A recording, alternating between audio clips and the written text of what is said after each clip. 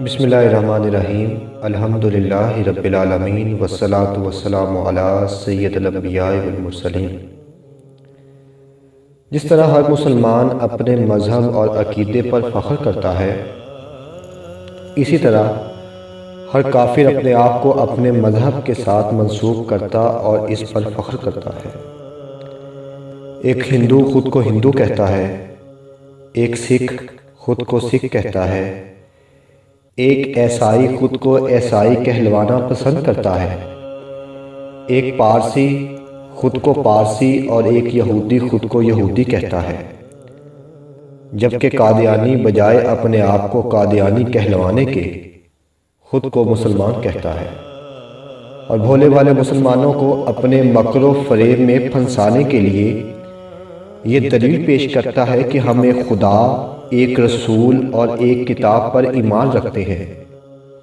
ہمارا کلمہ لا الہ الا اللہ محمد رسول اللہ ہے، ہمارا قبلہ خانہ کعبہ ہے، ہم اپنی عبادت گاہ کو مسجد کہتے ہیں اور دن میں 5 نمازیں ادا کرتے ہیں، زکوٰۃ دیتے، حج ادا کرتے، داڑھی رکھتے اور امامے پہنتے ہیں، الغرض تمام اسلامی شعار کو ویسے ہی ادا کرتے ہیں جیسے ایک مسلم ادا کرتا ہے۔ پھر ہم پر کفر کا فتویٰ کیوں لگایا جاتا ہے اور پاکستان کے آئین اور قانون کی روح سے ہمیں غیر مسلم کیوں کہا جاتا ہے؟ اپنے فرسودہ دلائل اور اپنے ظاہری لبادے سے یہ بھولے والے مسلمانوں کو متاثر کرنے کی ہر ممکن کوشش کرتے ہیں، لیکن کبھی اس بات کا اظہار نہیں کرتے کہ یہ مرزا غلام قادیانی کو آخری نبی مانتے ہیں۔ کبھی اس بات کا مسلمانوں کے سامنے اظہار نہیں کرتے کہ ہم لوگ مرزا قادیانی کی کہی ہوئی باتوں کو احادیث اور اس کے خیالات کو وحی الہی قرار دیتے ہیں۔ کبھی مسلمانوں پر یہ ظاہر نہیں کرتے کہ مرزا غلام قادیانی نے اپنی لکھی ہوئی کتابوں میں رب تعالیٰ، حضور نبی اکرم صلی اللہ علیہ وآلہ وسلم، انبیاء کرام، اہل بیت اطہار اور صحابہ کرام کی کھلی گستاخی کی ہے۔ مزید مرزا غلام قادیانی اپنے آپ کو نام ماننے والوں کو رنڈیوں اور کنجریوں کی اولاد شمار کرتا ہے۔ چنانچہ مرزا قادیانی اور اس کے باطل عقائد پر ایمان لانے والا شخص کیسے مسلمان ہو سکتا ہے؟ اور ایسا شخص اگر بھیس بدل کر مسلمانوں کی صفوں میں آ گھستا ہے تو کیا ہم اسے مسلمان تسلیم کر لیں گے؟ ہرگز نہیں۔ ایک نہایت ہی خوبصورت واقعہ سے میں اس کی مزید وضاحت چاہوں گا۔ کیا وہ پاکستان سے قبل ہندوستان پر جب کفار کی حکومت تھی، پنجاب کے کسی شہر کی مسجد میں ایک بڑے ہی نیک، پارسا اور صالح امام مسجد تھے، گورا رنگ جس سے سرخی جھلکتی تھی، اور وہ عرب سے تشریف لائے ہوئے تھے۔ اپنی زندگی کے 40 سال اس مسجد میں گزارے، نمازوں کی امامت کروائی، جمعے پڑھائے، نکاح پڑھائے، جنازے پڑھائے اور ہزاروں بچوں کو قرآن پاک کی تعلیم سے آراستہ کیا۔ لوگوں کو دینی مسائل بھی بتاتے رہے۔ لوگ ان پر فریفتہ تھے اور ان کے ہر حکم کو بجا لانا اپنے لیے بہت بڑی سعادت سمجھتے تھے۔ ایک جمعہ کے خطبہ میں اس بزرگ نے کہا کہ اب میں بہت بوڑھا ہو گیا ہوں، کمزوری اور نکاہت بڑھتی جا رہی ہے، اب میں اپنے گھر عرب واپس جانا چاہتا ہوں۔ مسجد میں چیخو پکار شروع ہو گئی۔ لوگ بچوں کی طرح سسک کر رونے لگے۔ انہوں نے اس بزرگ کے پاؤں پکڑ لیے اور فریاد کی کہ خدایا آپ نہ جائیے، آپ کے غم فراق میں ہم مر جائیں گے، آپ ہمارے مائی باپ ہیں، ہم آپ کو اپنے ماں باپ کی طرح سنبھالیں گے۔ لیکن وہ بزرگ نہ مانے۔ آخر روانگی کا دن آ گیا۔ پورا علاقہ سوگ میں ڈوبا ہوا تھا، ہر آنکھ وہ نم تھی۔ مرد اور عورتیں کہہ رہے تھے کہ آج ہم اپنے روحانی باپ سے محروم ہو گئے۔ بچے کہہ رہے تھے کہ آج کے بعد ہمیں قرآن پاک کی تعلیم کون دے گا؟ سب رو رہے تھے، گریہ زاری کر رہے تھے۔ ہچکیوں اور سسکیوں کا ایک سما تھا اور آنسوؤں کی ایک نہ تھمنے والی بارش تھی۔ یہ جذباتی مناظر اس بزرگ سے بھی نہ دیکھے گئے۔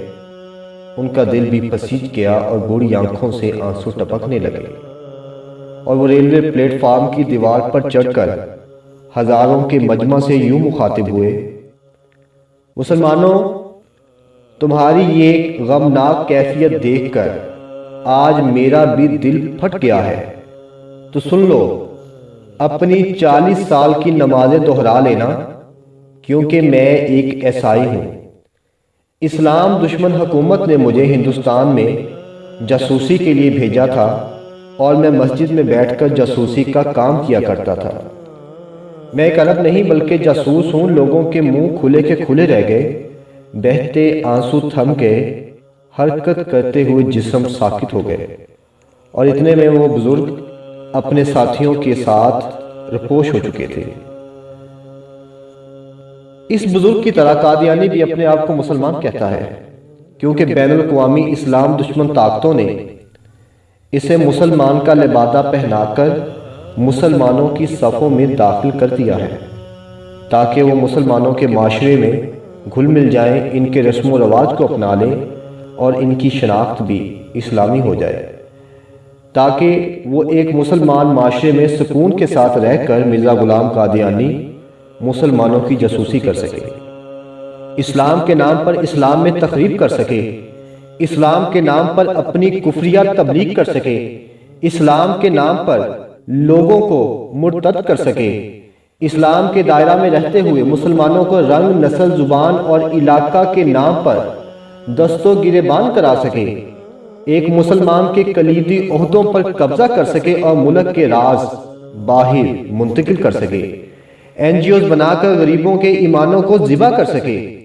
اپنی تعلیمی پالیسی کے تحت سکول کھول کر مسلمانوں کی نوخیز نسل کو گمراہ کر سکے، مسلمانوں کی نشستوں پر منتخب ہو کر MPA، MNA اور سینیٹر بن سکے، اور ایک خطرناک سازش کے ذریعے مسلمان ملک کے اقتدار پر قبضہ کر سکے۔ نپولین بوناپارٹ نے کہا تھا کہ دشمن کی 50,000 فوج پر اپنی فوج کا ایک جاسوس بھاری ہوتا ہے، اور مرزا غلام قادیانی وہی جاسوس ہے جو ایک مسلمان کا روپ دھار کر مسلمانوں کا قتل عام کروانے میں اس نے کوئی کسر نہیں چھوڑی، جو اپنے چہرے پہ داڑھی سجا کر مسلمانوں کو فرقہ واریت کے نام پر دست و گریبان کرواتا رہا، جو سر پر امامہ اور ٹوپی پہنے اپنے کفریہ عقائد کی تبلیغ کرتا رہا، اور آج اس کے ماننے والے اس کو نبی مانتے ہوئے اس کے کفریہ عقائد کی تبلیغ کرتے ہیں، اور مسلمانوں کو اپنے علاوہ رنڈیوں اور کنجریوں کی اولاد شمار کرتے ہیں۔ عزیزان گرامی قدر، ہمارے نبی اکرم صلی اللہ علیہ وآلہ وسلم نے ہمیشہ اخوت اور محبت کا درس دیا، اور ایک مسلمان کو دوسرے مسلمان کا بھائی قرار دیا۔ لہٰذا ایک مسلمان ہونے کے ناطے، ایک محب وطن ہونے کے ناطے میرا، آپ کا اور ہم سب کا یہ اولین فرض ہے کہ فرقہ واریت کی آڑ میں ایک دوسرے سے لڑنے جھگڑنے کی بجائے ہم اپنے مذہب اور ملک کی سلامتی کے لیے اپنی صفوں میں چھپے ہوئے ان جاسوس قادیانیوں کو بے نقاب کر کے دشمن کی ہر سازش کو ناکام بنا دیں۔ وما علینا الا البلاغ المبین۔